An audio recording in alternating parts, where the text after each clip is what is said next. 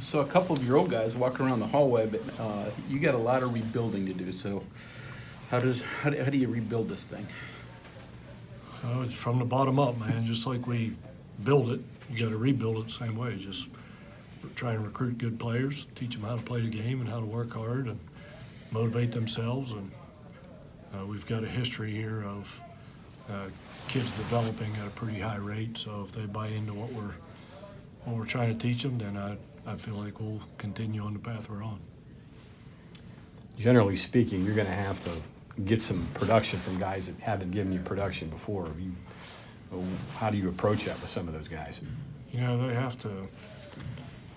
That's kind of the evolution of a program. Is when we had all the superstars last year, the guys that were role players are supposed to learn from the superstars and how they did it, gravitate into those roles as they get older. And there's some guys that are going to have to do that, and some guys really step up when that's the case. And we definitely need that to happen this year. Each team has an identity. I'm not sure you're in it deep enough to know what the identity of this team is going to be, but how do you think the makeup's going to be? Makeup is good. You know, I thought our identity last year, we addressed it beginning of the year. Our starting pitching wasn't very good the year before, so we focused on that going into the fall and the spring, and felt like that was the strength of our team last year. Really don't know right now. I think offensively we have our identity is we can run at the top and the bottom of the lineup, hit the ball out of the park in the middle of the lineup, but from a pitching standpoint, it's going to be tough because there's so many guys that are going to be pitching that have never pitched before. So too early to tell on the pitching side. So what do you know about the team at this point in time, and what don't you know? I mean, I'm sure there are a lot of unknowns at this juncture. Yeah, you know, it's everybody's been great so far. You know, you go through the fall and you play inter-squad games, and everybody plays. When you play an inter-squad game, you have 18 happy people because you have 18 in the lineup. When you play a real game, you only have 9. So an important part of being a team player is understanding your role and how to better it and improve on it, but not everybody gets to start every game. And if guys understand that and continue to fight and battle, excuse me, the lineup at the end of the year is never the same as it was at the beginning. So you just want to have a team full of guys that continue to compete throughout the year, and that's so many new pitchers that's what it's going to be. You know, going to put a guy out there and not really know how he's going to respond in front of a big crowd and a different team. And if he doesn't respond, you know, you might have to try somebody else. So everybody just needs to continue to work hard and stay positive, and hopefully you're playing your best baseball at the end. Outside of the middle infield, do you have any of the positions figured out yet? Yeah, we've got some. It's like McIntosh is going to be our catcher. We got a freshman in center field that you can't replace Brandon White, but you can in the lineup. You know, it's hard to do it in center field, but Victor Scott's going to be a really good player for us. You know, Zarb is back, Braden Zarbniski, who's had success on both sides of the ball, so that's going to be good for us. And, you know, other than that, it's hard to tell because there's going to be pretty competitive at the other spots. You mentioned Zarb. He's kind of a wild card because he can give you things setting the table offensively, but also pitching too. There's two and one there.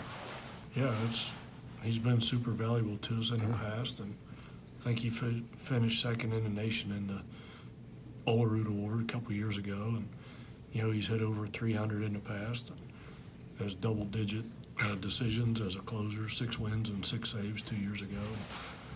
He's got that experience, so one thing he's not going to do is get rattled if you flip him the ball in the 9th inning. So really, really nice to have him back. When it comes to leadership, are you starting to see anybody kind of take the reins in that area? Yeah, you know, McIntosh, I think, is got some leadership qualities. He's a pretty intimidating dude. You know, if you're a freshman in this program and McIntosh tells you something, it's a pretty good idea. You want to listen, you know. So I think he's done a good job. You know, but the older guys, the Doneses and Zarbs and those type of guys really need to take on that role as well. You got a lot of innings to replace when you're pitching. I mean, you just said that, but outside of Jackson, who else do you think you might go with, at least early, just as starter? Ryan Berger needs to be a workhorse for us. He had a great summer and pitched really well for us at the end of last season, so hopefully he's going to be a guy that every time out can give you 7+ innings once the pitch counts get up. He's a strike thrower with some quality pitches, so between him and Wolf, we need to. Those are guys that are capable, we think, of if they get hot, winning 8 to 10 games. At this point last year, did you know the pitching depth would be as good as it was? I mean, you knew the top end of that rotation, but you'd have 4, 5, or did they just come on? No, we felt pretty good about all those guys. We knew Manoah was going to be Manoah, and Stroud's been Mr. Steady, and Nick Snyder. Everybody was surprised about Snyder except for us. We saw what he was capable of. And we had Kessler at the back end who did great things for us. So we knew with those starting pitchers, you don't need a ton of relievers. Mm-hmm. If your 3 starters throw complete games on a weekend, you don't need any relievers. But that'll be different this year, I think. We're going to have to count on our bullpen a little bit more. But I kind of like our bullpen. We have 5 or 6 guys that I think can get outs against anybody on the schedule. So, but it's fitting into the role you're going to settle into has yet to be determined. So it could be a situation of maybe get you 5 innings and then you get to situational pitching then possibly this year a little bit more? Yeah, we talked about it in the office this morning. Early on, if the starters could just go 5 innings, we feel like we have 4 or 5 relievers that could each go an inning apiece and just weather the storm until we see where they're going to settle on the staff. So, but I'm pretty confident in 3 or 4 guys that can go out and finish a game, which you definitely have to have a guy that's capable of doing that. So if we can get to them, I feel good about it. Generally speaking, these early games, you kind of use them to determine your lineup for the conference season. But then I guess it's a double-edged sword because you don't want to get too far. You want to win the games too. So how do you approach that? That's the toughest part. You want to get everybody playing time early on to see what they're capable of doing, but you can't sacrifice a win while you're trying to do it. It's hard to take your best players out of the lineup when the game's hasn't been decided yet. So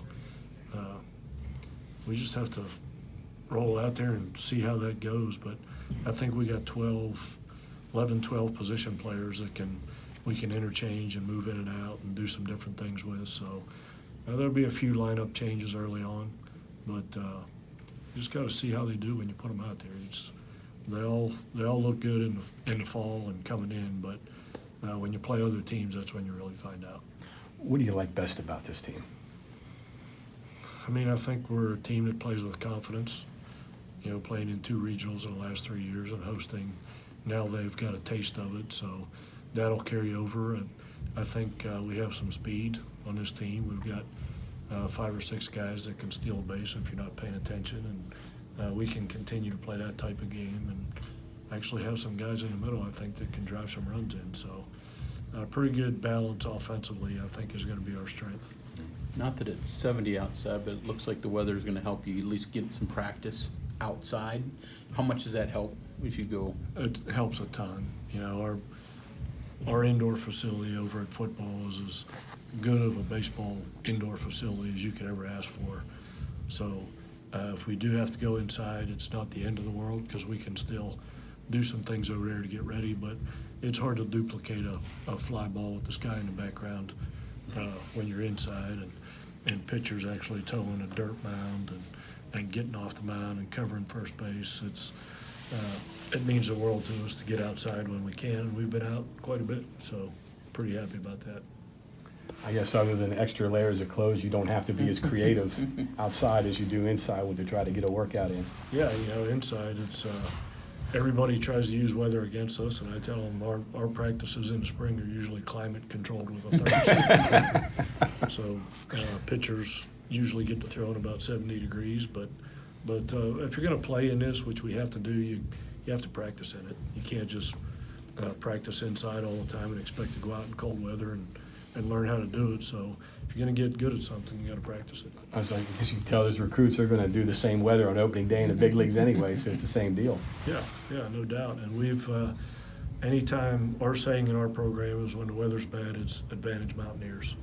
Because we feel like we've got a blue-collar type of toughness that other teams don't have, and that's because we go outside on days like today and grind out practices. New weight room, some new things over here. How much does that help? Oh, it helps a ton. That's been a long time in coming, and we've got some other things that we need to get.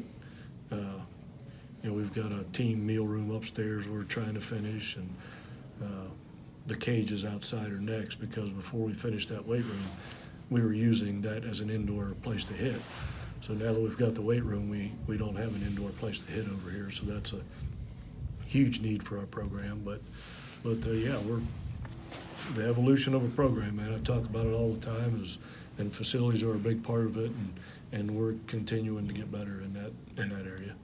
But overall, you've got some momentum right now with the program, coming off probably arguably the best season in school history. All those pro guys, there's a lot of things going on right now in there.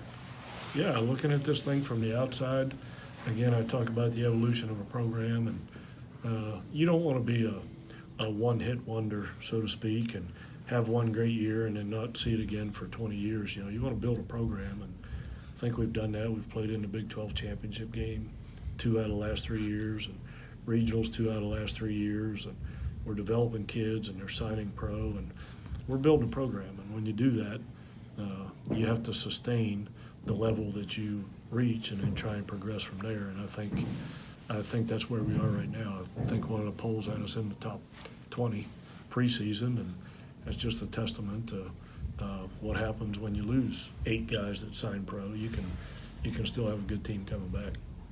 Obviously, you've been in places where other schools have gotten up for your teams, and and that's going to be kind of the deal now with you guys. When you play locally, the teams are going to want to beat the Mountaineers.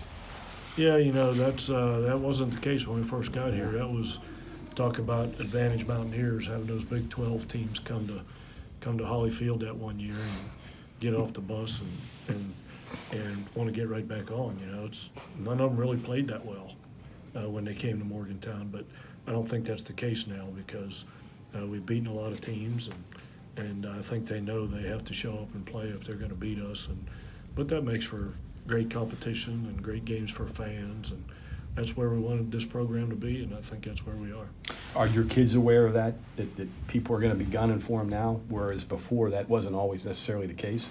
Yeah, you talk to them about it all the time, and if you're going to be a champion, you can't take a day off. Even if we have a day off from practice, you can't take a day off from sleep or nutrition, that type of thing. So you have to learn how to motivate yourself every day, regardless of who you're playing. But nobody's going to come in here and take us lightly anymore, or expect that they're going to have an easy game, because I don't know, you guys might know more than I do, but our record in midweek games the last 2 or 3 years is phenomenal, and we're winning a lot of games in our region over the local teams, and that really helps us recruiting in this area. Mm-hmm.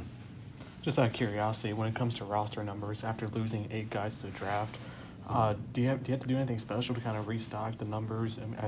That could be recruiting more in future recruiting classes, or maybe adding junior college guys. Yeah, a big part of our job is to try and project who you're going to lose a year or 2 in advance. We kind of figured when Manoa got here that he was only going to be here for 3 years instead of 4, and when Snyder, 6'7" left-hander with an arm like that, started pitching well, you kind of project that he's not going to be back as a senior, and sometimes you get surprised at the end. But part of our job, which makes it difficult, is trying to figure out the draft 2 years in advance. It's hard to figure it out the day you see it, let alone 2 years in advance. But that's what successful teams are able to do, is figure out who's coming back and who isn't, and not have a gap in there as far as replacing them. So, but I think we're in a pretty good place as far as that goes. You hear roster management so much now. That's a big part of the game, as far as keeping your roster intact, and also Yeah, it's like I just said, we had lost those 8 guys last year, and incoming high school guys that sign pros, so Yeah. you never know from one year to the next what your team's gonna look like. You just gotta hope for the best and feel like you got a guy at every position, and I think we do right now. Transfers, what's your opinion on those? What's your thoughts? How do you deal with transfers, bringing transfers in? I mean, I kind of like the fact that kids have the ability to transfer and play. I think 90% of the time, it's in the best interest of the kid. Okay. 10% of the time, I think there are some shenanigans going on behind closed doors that I would like to eliminate because, guys, stealing kids off other rosters. I think that should really come to an end somehow, some way. How that is, I don't know, but yeah, it's I don't mind it. There's some kids that transfer out of here to other places that's really good for them, and some kids that transfer in here from other places that's really good for them. Yeah. But the instances where it's done underhandedly is what I really don't like, and I wish we could find a way to abolish that part of it. Big 12 preseason poll came out today. You guys were picked 7th, had one first place vote. Just what are your thoughts on that? That's good. I wish they would pick us 9th every year. It's a lot easier to play as the underdog than it is as the favorite. Your kids get fired up as the underdog every game. So, if you guys remember that first year, we were picked to finish last. We had every last place vote by everybody who had a vote. So, and that was a good day for our program because we ended up finishing 3rd that year. So, I think no matter what happens every year, the teams with the tradition, the Texases and Oklahomas and TCUs and Texas Techs, they're going to get picked ahead of us no matter what. I just think that's West Virginia fighting for national respect across the board in all sports type thing, and we're no different. But I really enjoy when people underestimate the Mountaineers. I know you use that for your motivation for your team, but are you wondering who gave you that first place vote? Yeah, I know who it was, and they do it every year. And I do the same thing to them. So, it's no secret, but yeah, it's you look at the preseason all conference team, and we hardly have anybody on it. And we've got some really good players in the program, and that's good. That serves to fire people up when people don't think you're very good at something and you actually are. It gives you an opportunity to ambush some people. So that's where we are again. Yeah.